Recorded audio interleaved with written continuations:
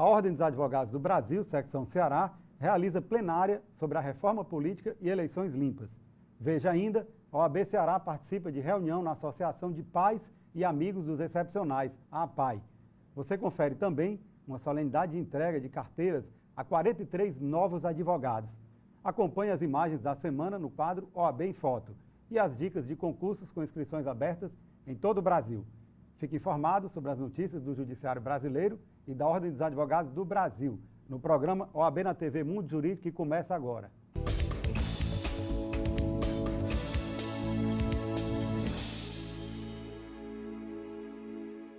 A OAB Ceará realizou na última quarta-feira, dia 21 de janeiro, uma plenária sobre a reforma política e eleições limpas na Casa Amarela Eusélio Oliveira.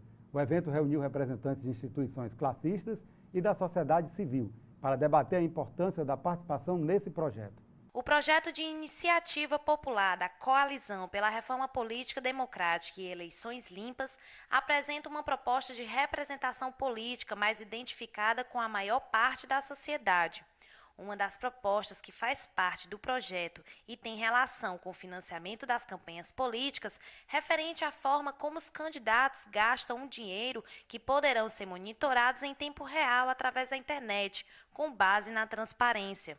O secretário-geral da OAB Ceará, Jardson Cruz, salientou que é importante chamar a sociedade para o debate e é fundamental a participação das entidades civis. Chamar a sociedade para o debate.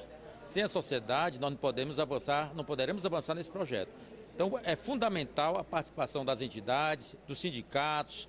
A OAB está puxando esse debate juntamente com a CNBB e outras entidades. Então, é importantíssimo essa participação e ouvirmos as ideias, sugestões e coletarmos as assinaturas. A partir do dia 27, terça-feira, estaremos na Praça do Ferreira para a coleta desse projeto, que eu diria que é um projeto histórico, que vai iniciar uma grande reforma, a questão da reforma política, onde teremos a participação mais efetiva das mulheres, onde iremos discutir a questão do financiamento público, né, que hoje nós sabemos que é uma porta para a corrupção, esse financiamento por entidades jurídicas, por pessoas jurídicas, grandes conglomerados de empresas. Então, esses são pontos que vão ser discutidos e é importante a participação da comunidade, da sociedade como um todo. Por isso que nós estamos convocando, solicitando a participação efetiva da sociedade nesse projeto. E iremos iniciar essa urna itinerante a partir da Praça do Ferreira, indo depois para outros recantos, como a Praça do Jardim Alencar, paradas de ônibus, onde tiver conglomerado de pessoas, onde tiver a sociedade presente, estará também esse momento da coalizão. O conselheiro estadual da OAB Ceará, Moaceni Félix Filho, ressaltou que deve-se ter uma alteração estrutural na forma de agir diante do poder. É exatamente dar legitimidade a esta reforma. É uma reforma que parte da base, não parte do Congresso, né? Parte sim diretamente do povo, da sociedade aqui representada através de sindicatos, da OAB, da União dos estudantes, enfim, de toda uma agremiação que realmente brota do seio da sociedade. Essa discussão estrutural na política, não somente alteração de regras eleitorais nas eleições puramente simples, mas uma alteração, uma reforma estrutural no modo de exercer o poder no nosso país. Eu acho que isso é importante, a sociedade tende a crescer com essa discussão. Entre todas as propostas está também o fim do financiamento de campanha por empresas, a paridade entre homens e mulheres e o fortalecimento da democracia direta por meio de plebiscitos, referendos e projetos de lei de iniciativa popular. O presidente da Comissão de Ética na Política da OAB Ceará, Tarcísio José, destacou que desde 2010 estão trabalhando para combater a corrupção eleitoral. A OAB Nacional nos convocou para a gente fazer um projeto de reforma política para combater a corrupção eleitoral. E desde 2010 nós estamos nesse trabalho.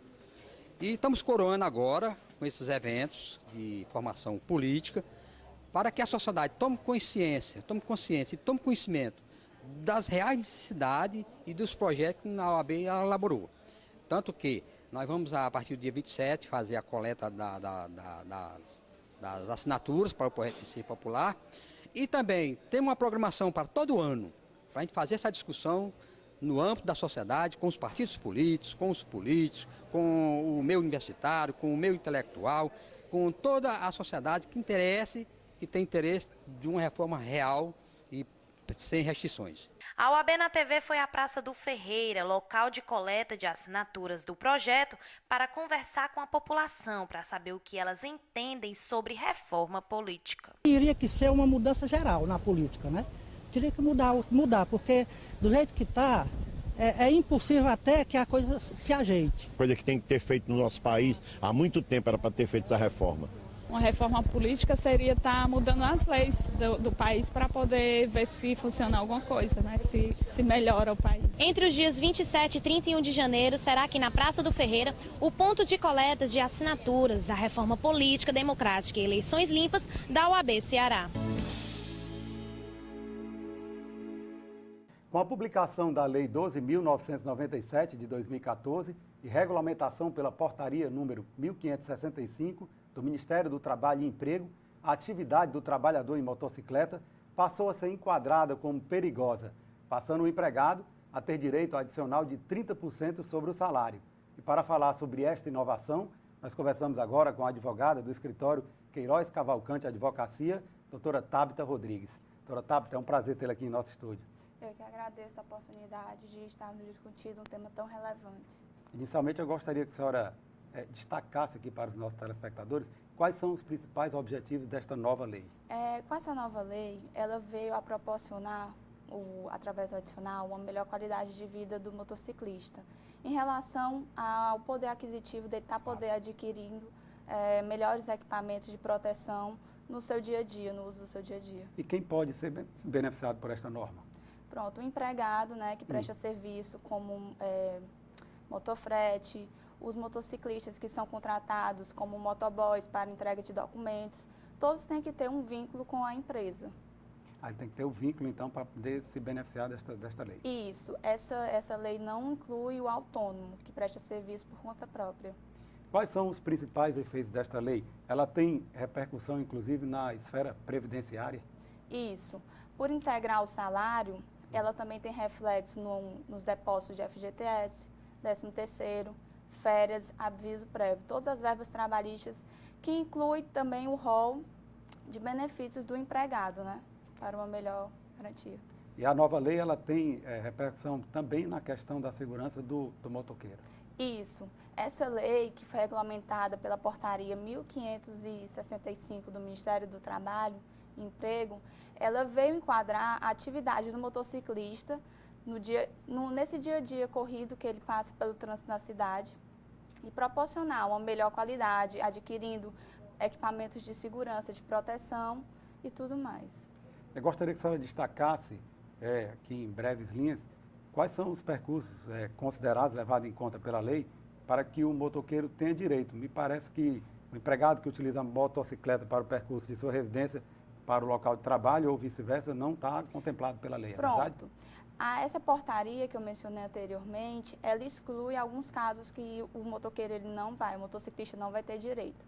Que no caso seria quando ele utiliza a motocicleta só da sua residência para o local de trabalho ou vice-versa, ou se ele utiliza num próprio local de trabalho, mas é um local privado, fechado, como por exemplo nos estacionamentos de shopping, que às vezes nós vemos aqueles motociclistas fazendo a ronda interna, eles também não fazem jus. Também não faz jus se ele usa eventualmente ou por muito pouco tempo, a utilização dessa motocicleta. Eles também não se enquadram, não fazem jus aos 30% no salário.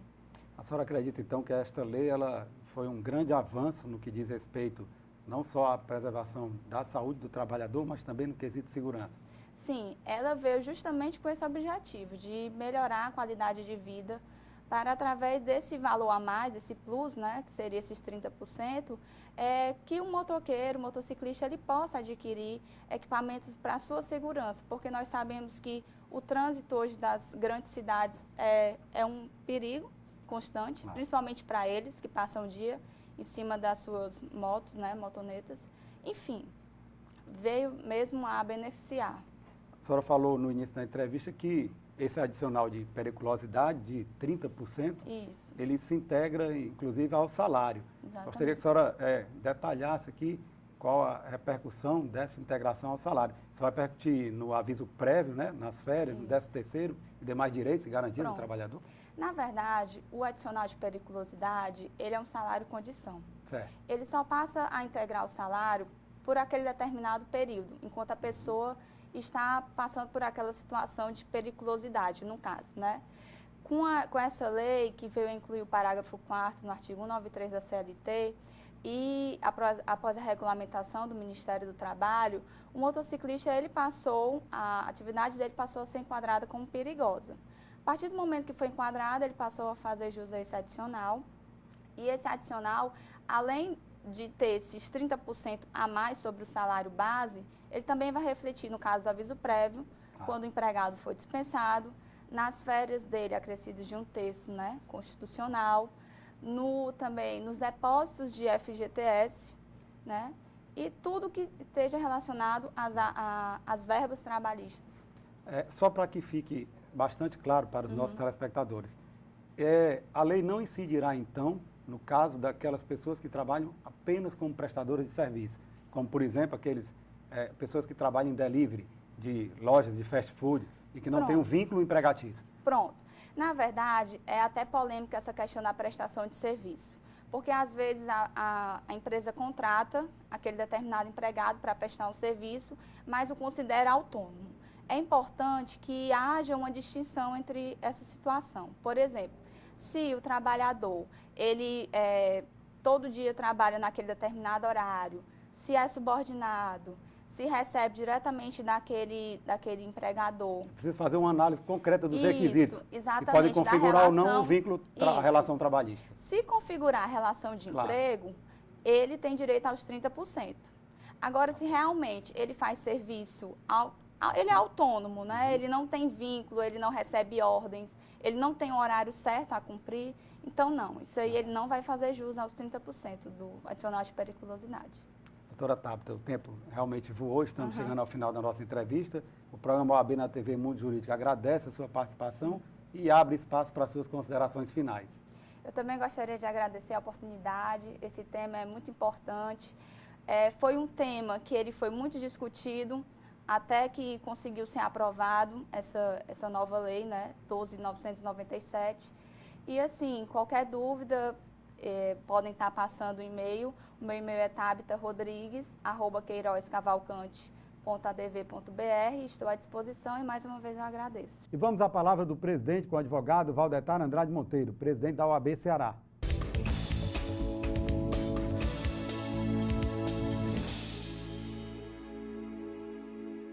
Caros colegas advogados e advogadas, começamos com a primeira audiência pública debatendo o piso salarial da categoria. Para nós, esse é um dos temas mais importantes para o exercício profissional. Jovens advogados que, depois de um curso complexo, extenso, passam no exame de ordem, chegam à Ordem dos Advogados do Brasil e têm o aviltamento dos seus honorários. Então, para nós, é muito importante debater em audiências públicas, convocando a classe, escritórios de advocacia, o setor público, que é o importante empregador, para encontrarmos um valor correto, digno e que a OAB possa fiscalizar e cobrar o seu cumprimento. Essa primeira audiência pública reúne jovens advogados, dos escritórios de advocacia que empregam essa mão de obra e, nesse primeiro momento, estamos coletando informações.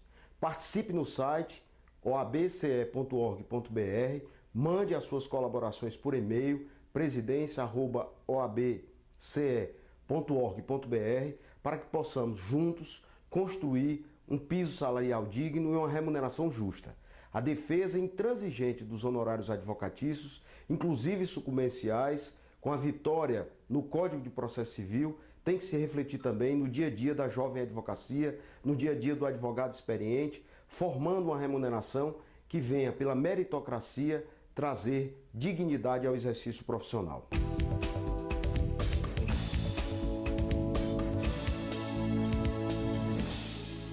E a seguir você confere uma solenidade de entrega de carteiras a 43 novos advogados. E uma entrevista com o presidente da Comissão de Direito Internacional da OAB Ceará, Edson Portela. A gente volta já.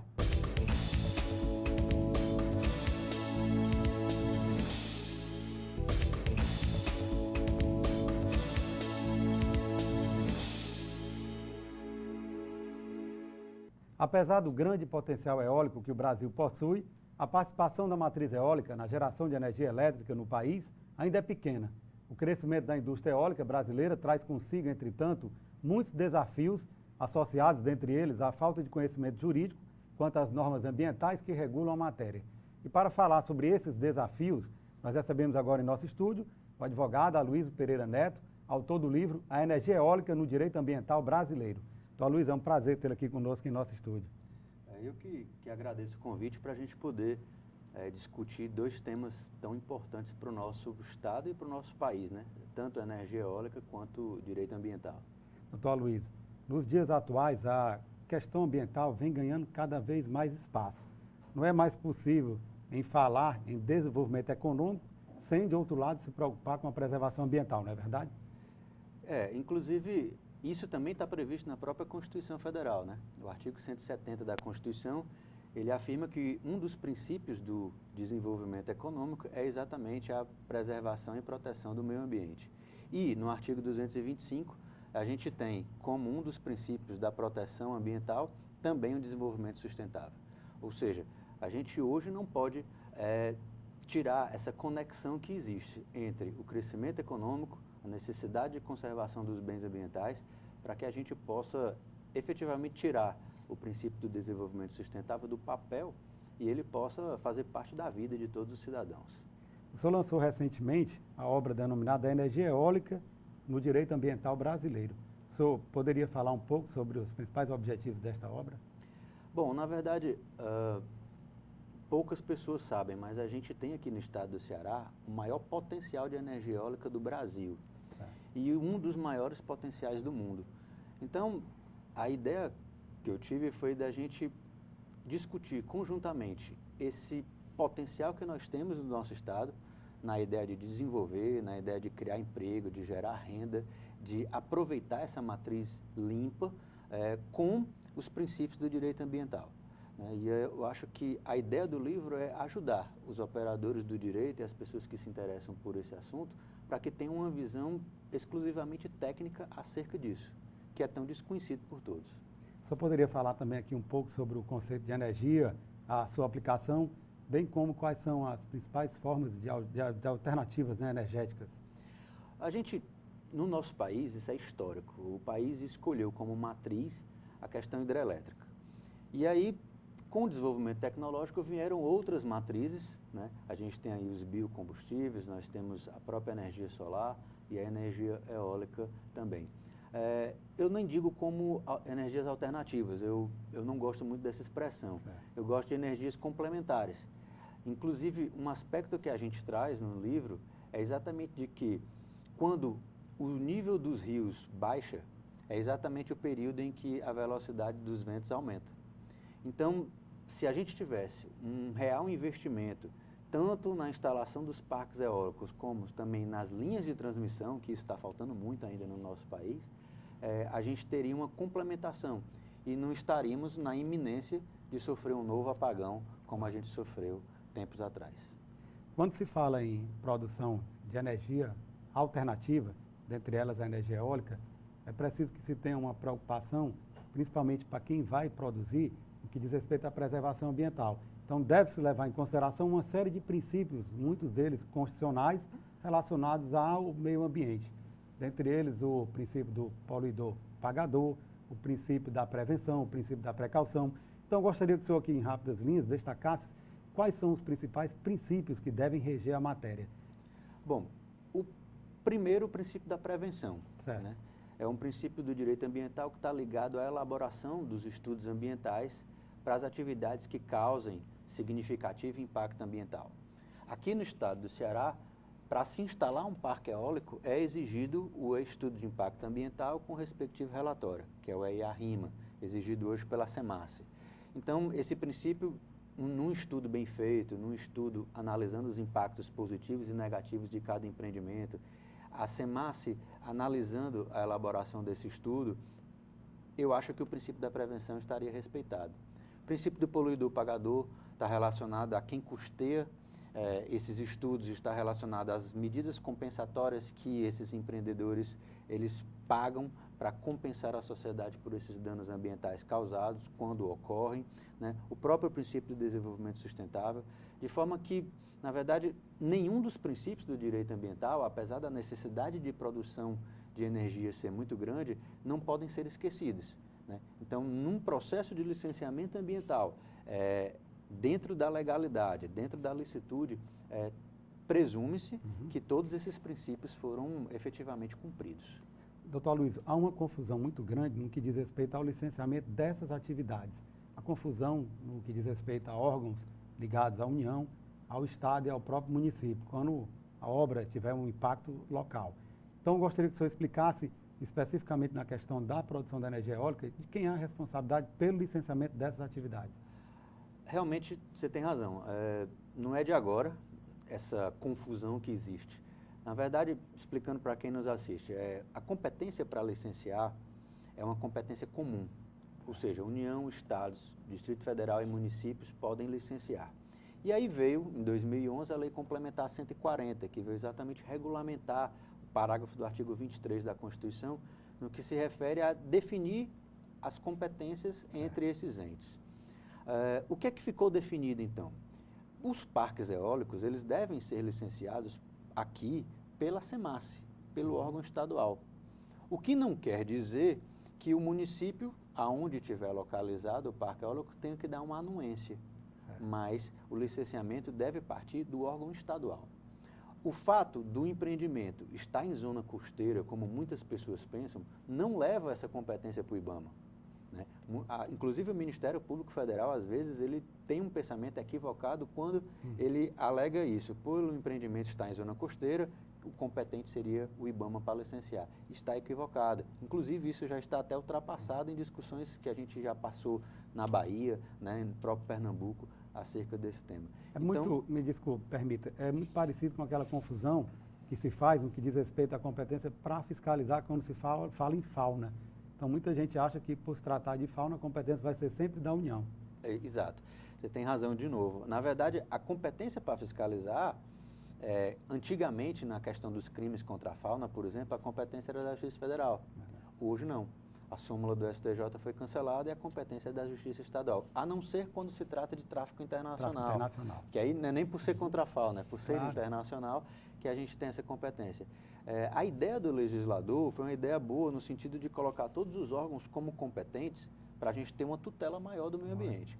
Mas isso acabou sendo desvirtuado pelos órgãos ambientais, né? Você tem casos em que há uma omissão, ninguém fiscaliza, ninguém licencia, e há casos em que você tem essa confusão, né?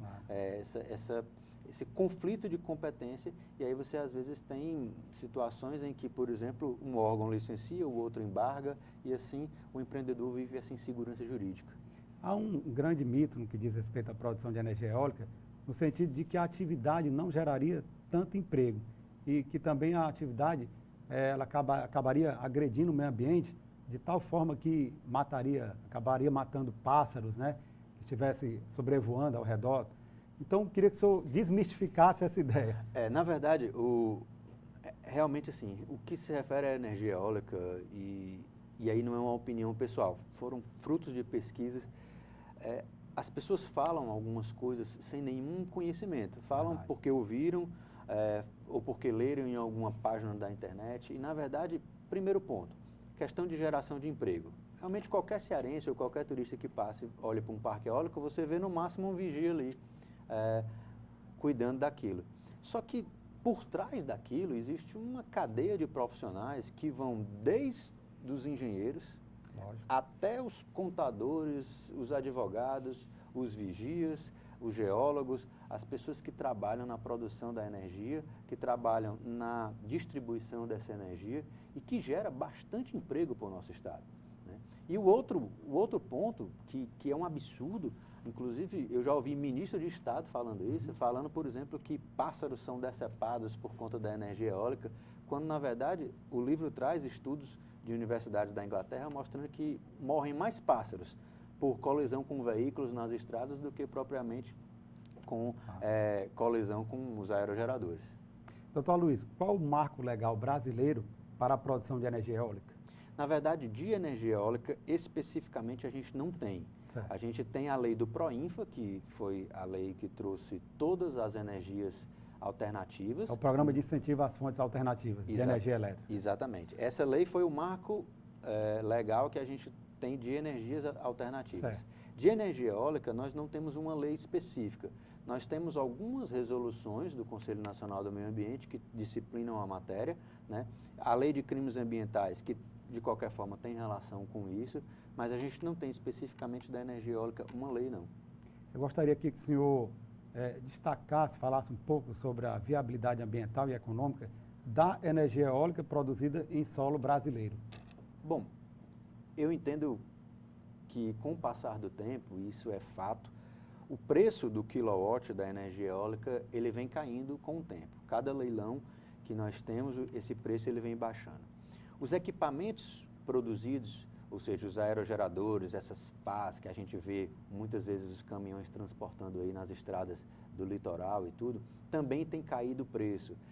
A gente já tem fábrica nacional desses equipamentos. A gente tem, em alguns estados, redução de impostos, às vezes até uma isenção de impostos acerca desses produtos que são fabricados para produzir energia eólica. De forma que eu entendo que o caminho não tem mais volta. O país tem que entender, aí é uma decisão política, não é jurídica, o país tem que entender em diversificar a sua matriz energética e aproveitar esse potencial que nós temos principalmente no Rio Grande do Norte, Ceará, Rio Grande do Sul e na Bahia, esse potencial eólico que a gente tem para aproveitar.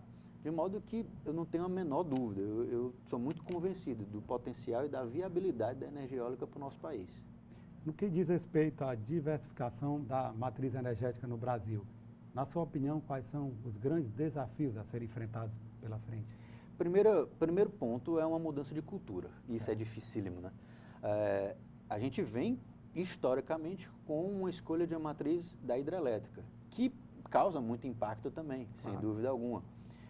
Mas a gente percebe com o tempo que isso não é sustentável. Sustentável pelo problema que nós passamos aqui no Nordeste, pelo problema que São Paulo está passando agora, Minas Gerais, principalmente na região Nordeste. De modo que, primeiro, é mudar a cultura e diversificar essa matriz. Segundo, investimento. Né? Tecnologia, distribuição, qualificação de mão de obra. Nós mesmos, enquanto operadores de direitos, nós temos pouquíssimos profissionais que entendem de direito ambiental, isso é fato, né? Basta você ver quantas pessoas estudam e escrevem sobre esses temas. Então, a gente tendo essa mudança de cultura, esse investimento, essa diversificação e o acompanhamento tecnológico que nós já temos até, né? O potencial, a natureza está aí, já nos deu. Então, é aproveitar isso aí, investir e tirar essas ideias, às vezes muito boas, do papel e que eles possam ingressar na vida de cada um de nós. Doutor Aloysio, infelizmente nós estamos chegando ao final da entrevista. O programa OAB na TV Mundo Jurídico agradece a sua participação e agradece também as informações tão importantes aqui que nos foram prestadas acerca de tema tão caro para a sociedade, o meio ambiente, que na realidade trata-se de um direito difuso, e agora abre espaço para as suas considerações finais. Eu, mais uma vez, agradeço a gente ter essa oportunidade de falar. Na verdade, o livro não trata de uma opinião pessoal, foi fruto de pesquisa para chegar a essa conclusão dessa viabilidade ambiental. E uma mensagem principalmente para os estudantes de direito, né, que deem uma olhada com mais carinho para essa disciplina do direito ambiental. Né? Nós não podemos esquecer que nada hoje consegue funcionar no Brasil sem a sua licença ambiental, as suas responsabilidades nas 3 esferas, na civil, na administrativa e na penal, de modo que a gente precisa que as pessoas possam conhecer desse assunto para poder discutir de forma técnica, não ideológica, como muitas vezes tem. E aí fica esse meu recado. Né? Muito obrigado. E a oportunidade para conhecer direito ambiental, a gente tem vários livros, inclusive esse que trata dessa disciplina da parte eólica, de modo que basta você ter vontade, né, ter anseio por conhecimento que dá para aprender e dá para discutir isso aí nos tribunais, na vida prática forense. Foram entregues 43 carteiras na última quinta-feira, dia 22 de janeiro, para os novos advogados. A solenidade aconteceu na Escola Superior de Advocacia e foi um momento especial de grande reconhecimento. A solenidade de entrega das carteiras foi celebrada com muita felicidade e com sentimento de dever cumprido. A preparação foi a porta de entrada para a realização dessa grande conquista. Tem um sentimento de alívio, de fechar o ciclo, né? De finalmente poder aplicar a teoria que eu aprendi todo esse tempo na Faculdade de Direito, estudando para a OAB, poder aplicar na prática agora. Muito boa, né? Você se sentir que realmente deu conta do recado e agora oficializado, né? Entrou na carreira de advogado. E tem alguma preparação depois daqui? Já tem alguma coisa na mente? Eu já estou trabalhando, né, no escritório de advocacia, realmente faltava mesmo só vir pegar a carteira, que eu demorei para dar a entrada. Então agora eu já estou exercendo a profissão. Para atuar no mercado, para seguir com certeza a carreira com amor à profissão e continuar estudando para estar sempre à disposição do mercado com responsabilidade, principalmente ética. A entrega de carteiras é definida como o primeiro momento com o presidente da OAB Ceará, Valdetário Andrade Monteiro, que ressaltou que não há profissão liberal mais bela que a advocacia. Não há profissão liberal mais bela do que a advocacia. É, sem sombra de dúvidas, na advocacia que nós vamos poder realizar todos aqueles sonhos, todos aqueles pensamentos de materialização, de justiça, de concretização de democracia em várias áreas. Se você tiver engenharia, está no direito. Se tiver medicina, está no direito. Cada vez mais a judicialização e os acordos feitos em conciliação vão precisar do papel do advogado, da advogada, para chegarmos a um ideal de justiça. A repórter Camila Bezerra fez uma entrevista com o presidente da Comissão de Direito Internacional da OAB Ceará, Dr. Edson Portela, para saber dos trabalhos da comissão e das novidades para 2015. Vamos conhecer agora um pouco do trabalho da Comissão de Direito Internacional. E para falar um pouco mais, estamos aqui com o Dr. Edson Portela, que é presidente da Comissão de Direito Internacional da OAB Ceará. Dr. Edson, para os advogados que ainda não conhecem a comissão, o que seria o direito internacional? Pronto, o direito internacional, na verdade, ele é um conjunto de regulamentos, de normas, de costumes, enfim, de regramentos que estabelecem relações tanto entre países como entre empresas internacionais, e aí há uma regulação. E aí, para entender um pouco mais, a gente vai para uns exemplos práticos. O direito internacional se divide em duas áreas básicas, direito internacional público e direito internacional privado. O direito internacional público vai cuidar de quê? De organizações internacionais, como a ONU, que é bastante conhecida, vai tratar sobre tratados internacionais, né? Então, tem a questão de regulação, de importação, de exportação, não no critério legal, mas no critério de estabelecer alguma isenção, algum benefício, como tem tratados internacionais em matéria tributária, que estabelece alguns benefícios para não haver uma bitributação, quando um recurso sai de um país e entra em outro, por exemplo, na distribuição de lucro de uma empresa, né? É tratado através desse tratado internacional. Então, assim, tem essa parte do direito público, que é muito essa questão de regulamentação internacional, regulamentação de normas, princípios de direito internacional propriamente ditos, como, por exemplo, o princípio da dignidade da pessoa humana, que é um princípio que se incorporou, não só o Brasil já tem esse princípio na sua Constituição, mas ele se incorporou ao regramento internacional da dignidade da pessoa humana, que é o que a ONU sempre faz, tenta intervir em estados que estão em situação de guerra, situação de fome, de miséria, enfim, todos amparados por esse princípio da dignidade da pessoa humana. E vai para o direito internacional privado. Direito internacional privado vai entrar as relações comerciais propriamente ditas, vai entrar a parte contratual, que é muito forte, contratos internacionais. Então, dentro dessa área do direito internacional privado, vai haver esse regramento dos contratos internacionais, cláusulas RATI, cláusulas de segurança desses contratos, enfim. Então, é um complexo de normas, de regramentos e costumes que procura prever as situações, e a partir daí cria-se tratados internacionais para prever algumas situações, regulamentação de relações comerciais, por exemplo, a OMC lança algumas orientações, lança sanções de mercado. A OMC tem esse poder de fazer essa regulamentação de mercado. Então, assim, na verdade, o direito internacional ele foi criado, ele surgiu porque as relações internacionais começaram a acontecer de uma forma mais intrínseca, uma coisa mais visível na nossa sociedade. Então começou a importação, exportação, o e-commerce. Quando entrou a internet nessa prática comercial, começou a encurtar distâncias. Ou seja, uma pessoa que produz um produto aqui no Brasil, ela pode vender para a China, pode vender para o México e vice-versa, como aconteceu com a China, onde se tinha mão de obra barata e buscaram essa mão de obra barata lá para trazer produtos mais baratos, né? E aí começou esse fluxo de importação e exportação.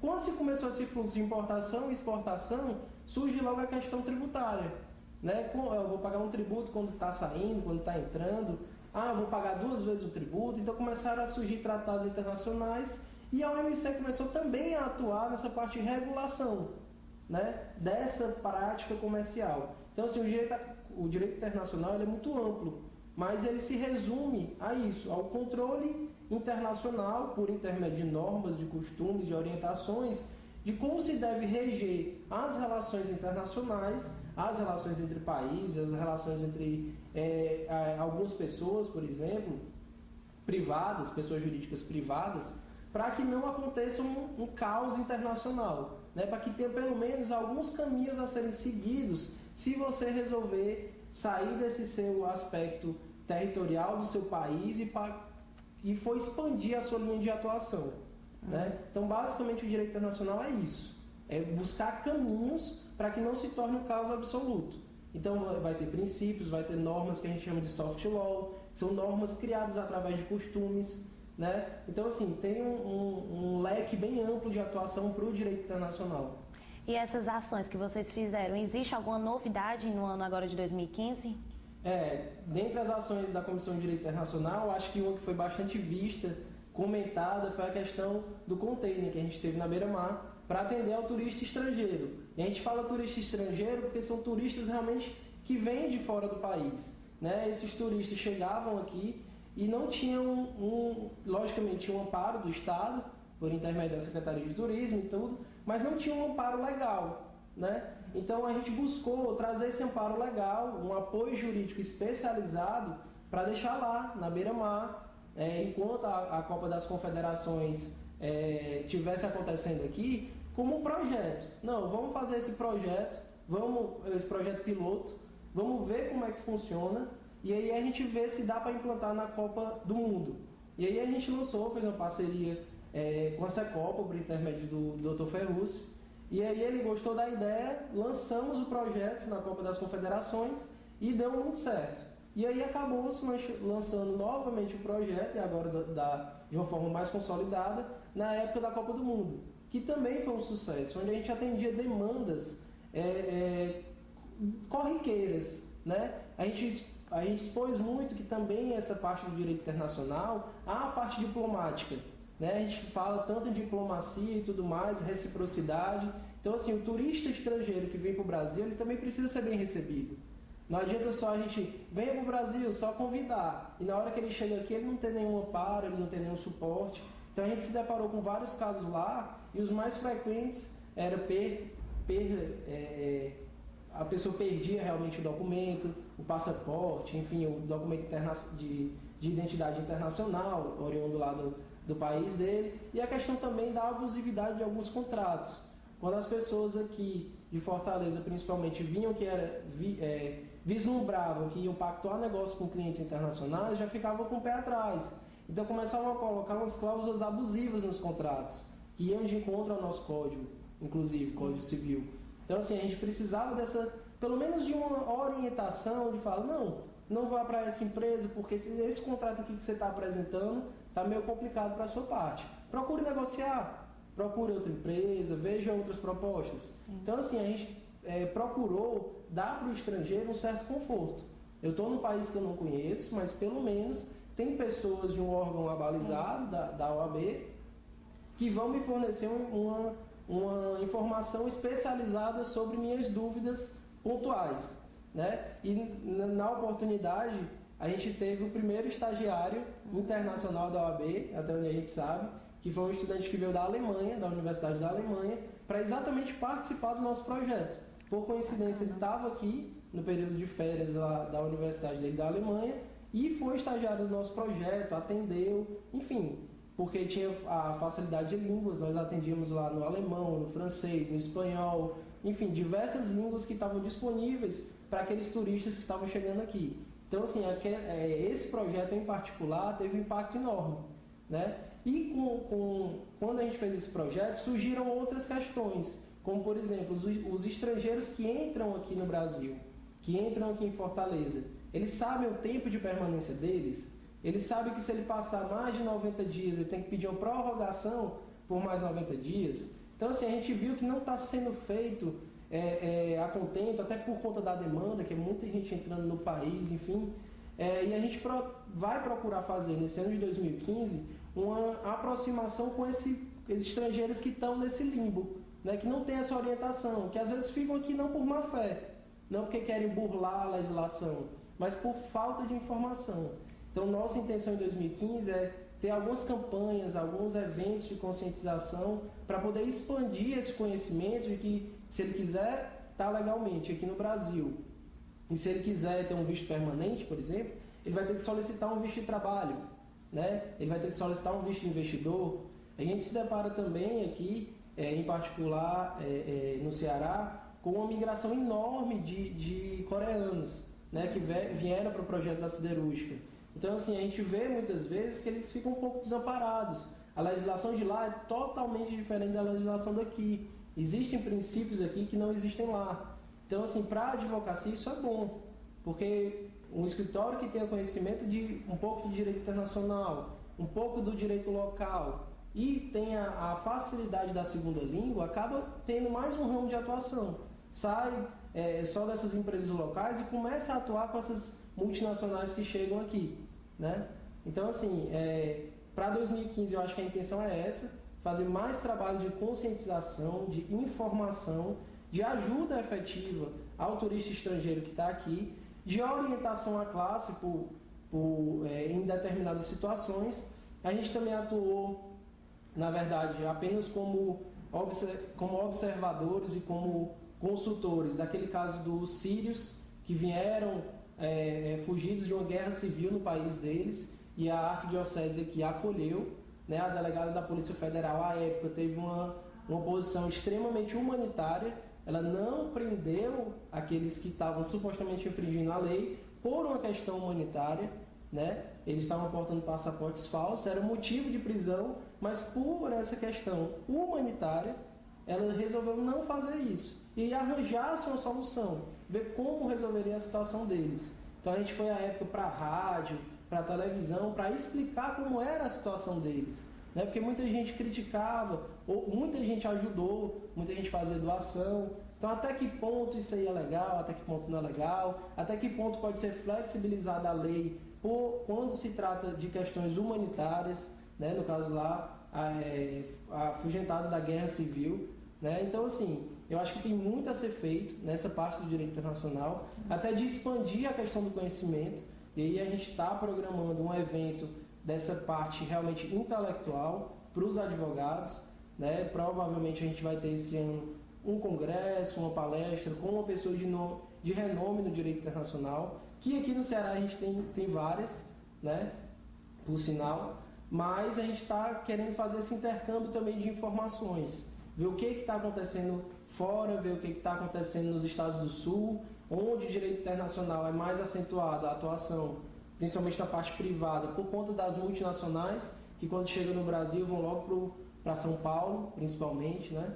Então, assim, a gente tem que também ter essa troca de informações para a gente poder dar uma informação melhor, uma informação mais atual. Em instantes, as imagens da semana no quadro OAB em Foto. E veja ainda as dicas de concursos com inscrições abertas em todo o Brasil. A gente volta já.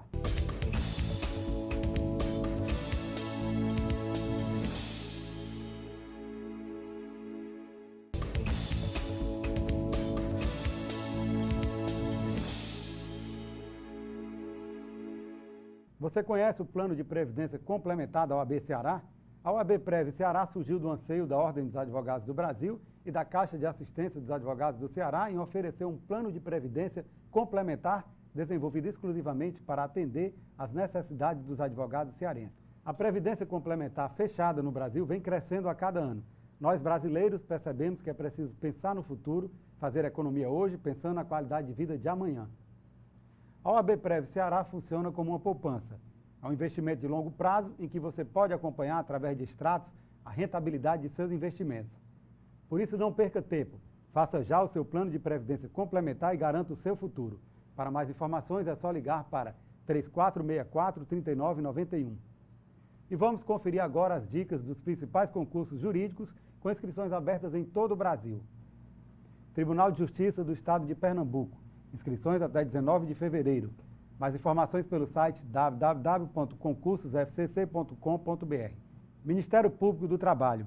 Inscrições abertas de 2 de fevereiro a 12 de março. Mais informações pelo site www.mpt.gov.br/concurso. E as imagens que marcaram a semana estão no quadro OAB em Foto.